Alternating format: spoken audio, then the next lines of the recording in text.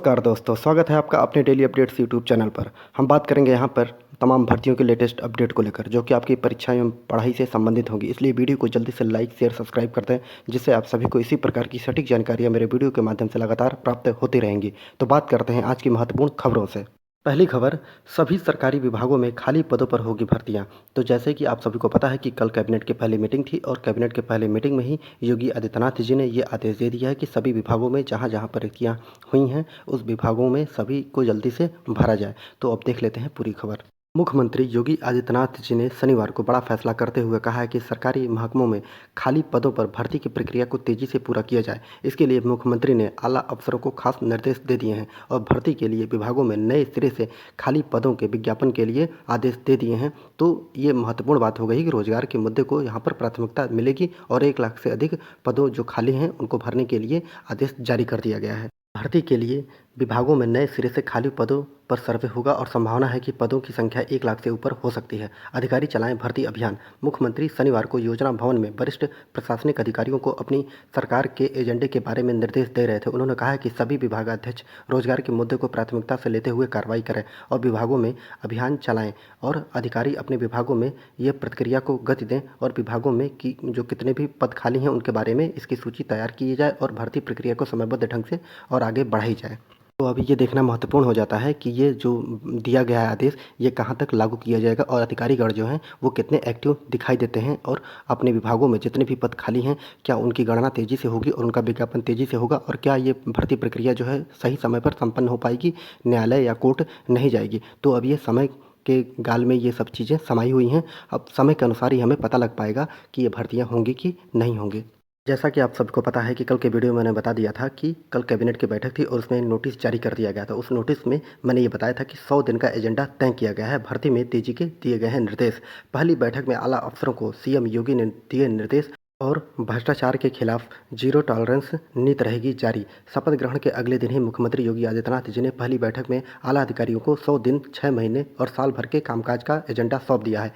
पहले कार्यकाल के असरदार कामों को उन्होंने प्रभावी तरीके से दूसरी पारी में आगे बढ़ाने के निर्देश दिए हैं। उन्होंने कहा है कि पीएम मोदी नरेंद्र मोदी के विजन के अनुरूप नए भारत का नया उत्तर प्रदेश आकार ले रहा है और सभी को इससे प्रभावित भूमिका निभानी चाहिए। मुख्यमंत्री ने ये निर्देश दिए हैं कि सभी विभागों में खाली पदों को भर्ती के लिए जुड़े मामलों पर तेजी से कार्रवाई की जाए और भ्रष्टाचार के खिलाफ जीरो टॉलरेंस नीति अपनाई जाए और यूपी को देश का नंबर 1 राज्य एवं नंबर 1 अर्थव्यवस्था बनाने के साथ कार्यप्रणाली को भी और प्रभावी बनाने एवं संकल्प पत्र को हर वादे को पूरा करने का निर्देश दिया है। तो अब देखिए कि क्या होता है। संकल्प पत्र के वादों पर सरकार प्रतिबद्ध है। तो देख लेते हैं। योगी ने कहा है कि लोक कल्याण संकल्प पत्र के हर वादे के प्रति सरकार प्रतिबद्ध है और सभी संकल्पों की लक्ष्यवार समय सीमा तय की जाएगी और सरकारी योजनाओं की जो आमजन तक पहुंच है उसको व्यापक बनाने के लिए तकनीकी का प्रयोग किया जाएगा। तो महत्वपूर्ण है, सभी जितने भी संकल्प पत्र में बातें कही गई हैं अगर वो पूरी होती हैं तो बहुत अच्छी बात है, क्योंकि जनता ने इनको इसीलिए दोबारा चुनकर भेजा है उत्तर प्रदेश में।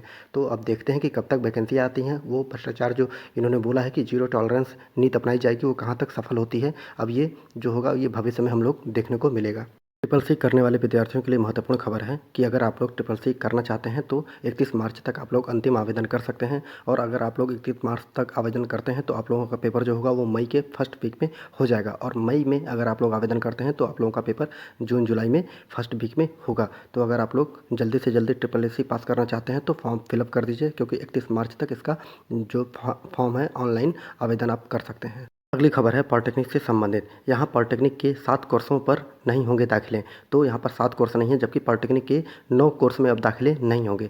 तो शोध विकास एवं प्रशिक्षण संस्थान ने 14 जिलों में संचालित पॉलिटेक्निक के संचालित उन कोर्सों को सूची तैयार की है जिनमें दाखिला कम हो रहा है और कुल 7 कोर्स अर्थात 9 कोर्स अब इन कोर्सों में दाखिला नहीं किया जाएगा। संस्थानों की कोर्स बंद करने की सिफारिश और बीते 6 साल में दाखिलों की संख्या के आधार पर IITE ने AD एवं जी ग्रुप के 9 कोर्सों की सूची तैयार की है। इनमें से 7 कोर्सों में दाखिला रोकने के लिए शासन को मंजूरी देने के लिए पत्र लिखा जा चुका है। तो अब देख लेते हैं कि इन कोर्सों में नहीं होंगे दाखिले। तो इन कोर्सों में कौन कौन से? ग्रुप ए में इलेक्ट्रॉनिक इंजीनियर में, जबकि ग्रुप डी में मॉडर्न ऑफिसर एवं मैनेजमेंट एंड सेक्रेटरीट प्रैक्टिस में नहीं होंगे, जबकि ग्रुप जी में आप लोग देख सकते हैं। तो इस प्रकार जो 9 कोर्स इसमें निर्धारित किए गए हैं, 9 कोर्सों में से 7 कोर्सों के लिए बंद करने का परमिशन लेटर लिखा जा चुका है शासन को कि जल्दी से इन कोर्सों को बंद कर दिया जाए, क्योंकि इन कोर्सों में 10% से अधिक जो विद्यार्थी एडमिशन नहीं ले रहे हैं और इन कोर्सों का क्रेज जो है धीरे धीरे घटता जा रहा है। तो इन कोर्सों को बंद करना ही उचित समझा गया।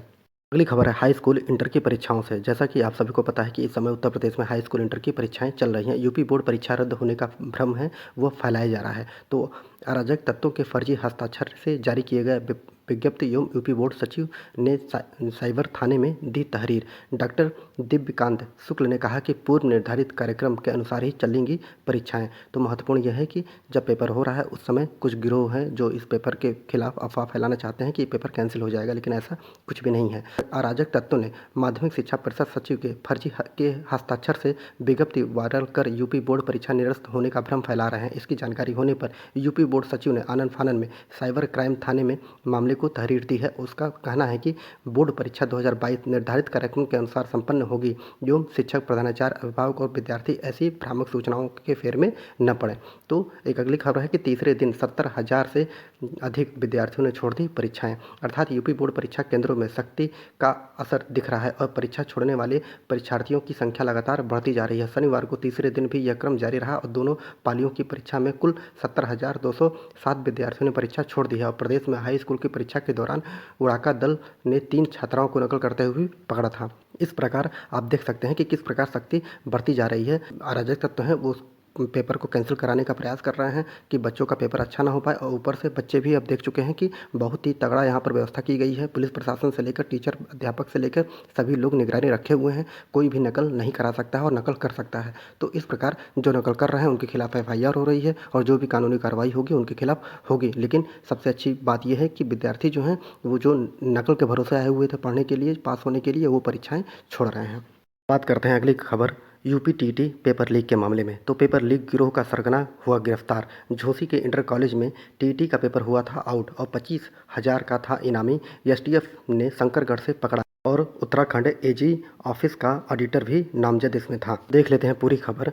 STF ने शनिवार को शंकरगढ़ के यूपी टीटी पेपर लीक कराने वाले गिरोह के सरगना अजय देव सिंह पटेल को गिरफ्तार कर लिया है। वो झोसी से वांछित चल रहा था और शासन ने उस पर 25,000 का इनाम भी घोषित किया था। गिरोह के 3 सदस्य जो हैं पिछले ही साल पकड़ लिए गए थे।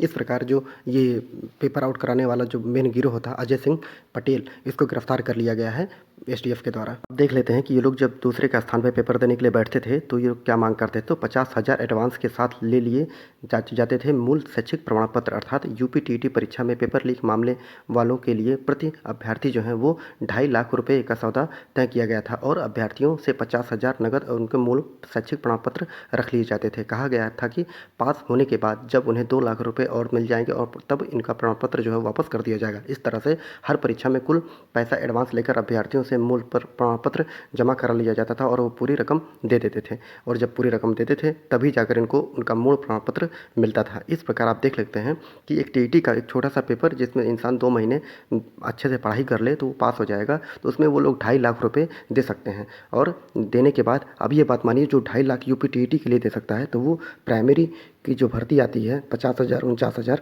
उसमें वो विद्यार्थी जो हैं वो कम से कम 10-15 लाख 20 लाख रुपए आसानी से ख़त्म किया जा सकता था। इसीलिए उसमें व्यापक भ्रष्टाचार देखने को मिला था। डीजे बाबू जैसे लोग यहाँ पर शामिल हो गए थे और वो आज सरकारी नौकरी पा चुके हैं। तो व्यापक भ्रष्टाचार था। अब देखते हैं कि योगी सरकार नई कैबिनेट में किस प्रकार इन सब चीज़ों से निपटती है। अगली खबर है अप्रैल में करिए ऑनलाइन आवेदन। अर्थात institute of engineering and rural technology में नए शैक्षिक सत्र 2022-23 में डिप्लोमा इंजीनियरिंग सहित अन्य पाठ्यक्रमों में दाखिला की कवायद शुरू हो गई है और नए शैक्षिक सत्र के लिए अप्रैल के पहले सप्ताह से ऑनलाइन आवेदन शुरू हो गए हैं। इस बार 17 पाठ्यक्रमों के लिए 1275 सीटों के लिए प्रवेश पत्र लिया जाएगा। तो आप लोग देख सकते हैं कि इन ब्रांचों में होगा प्रवेश। तो एक एक करके आप लोग देखिए और अगर आप लोग भरना चाहते हैं तो अप्रैल माह से इसका आवेदन ऑनलाइन प्रारंभ होगा।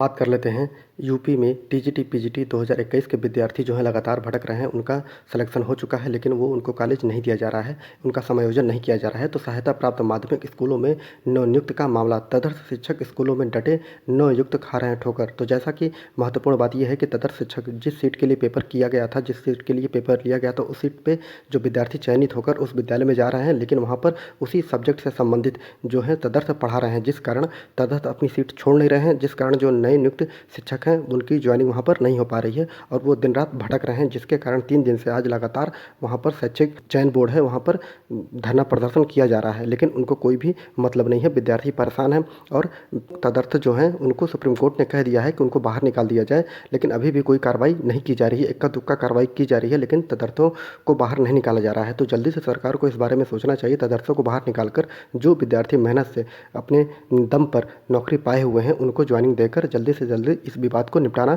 करना चाहिए। बात कर लेते हैं जेई मेन के बारे में। तो जेई मेन के बाद अलग पंजीकरण कराना होगा। तो देखते हैं पूरी खबर। प्रदेश के दोनों प्राविधिक विश्वविद्यालय एवं एकेटीयू से संबंध सभी राजकीय एवं निजी इंजीनियरिंग कॉलेज में इस बार जेई मेन के जरिए प्रवेश होंगे और परीक्षा परिणाम घोषित होने के बाद प्रवेशार्थियों को तीनों विश्वविद्यालय की वेबसाइट पर अलग अलग पंजीकरण कराना होगा। तो ये महत्वपूर्ण खबर है, तो आप लोग जान लीजिए। अगर आप लोग पास हो जाते हैं तो तीनों जो विश्वविद्यालय हैं उनकी वेबसाइटों पर अलग अलग पंजीकरण कराना होगा। अगर आप लोगों को आपकी पढ़ाई एवं परीक्षा से संबंधित जानकारी इस वीडियो के माध्यम से लगातार पहुंचाई जा रही है, तो इस वीडियो को लाइक शेयर सब्सक्राइब जरूर करें, क्योंकि इसी प्रकार की सटीक जानकारी लगातार आपको मेरे वीडियो के माध्यम से लगातार प्राप्त होती रहेंगी। तो पूरा वीडियो देखने के लिए बहुत बहुत धन्यवाद।